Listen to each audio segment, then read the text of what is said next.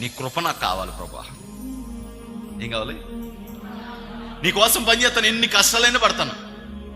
రాజులు ఎదుటి కాదు, అధికారులు ఎదుటి కాదు, ఎవరి దగ్గరికి వెళ్ళమంటే వాడి దగ్గరికి వెళ్తాను. కానీ నీ కృప మాత్రం నాకు ఉండాలి.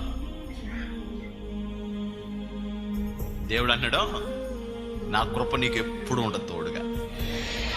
నా కృప నీకు ఎప్పుడు తక్కువ చేయను. ఎప్పుడు నా కృప నీకు తోడుగా ఉంటది.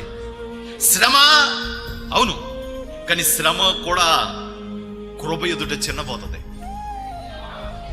శ్రమే అవ్వచ్చు, కానీ కృప ఎదుట శ్రమ ఏమవుతుందంట? చిన్నపోతుందంట, సిగ్గుపడిపోతా ఉంటదంట. ఆయన చేయబోయే కార్యాలు, ఆయన కృపలో మనం చూసే అద్భుతాలన్నీ కూడా ఈ శ్రమనంటది నువ్వు చొలకని శ్రమవే. నీ కృప మాత్రం నాకు కావాలి. ప్రతి సేవ చేసేయాలనుకునే ప్రతి వ్యక్తి, దేవుని కోసం నిలబడాలనుకున్న ప్రతి వ్యక్తి ఏమడగలదు సార్? నీ కృప నాకు కావాలి ప్రభు అని అడగాలి.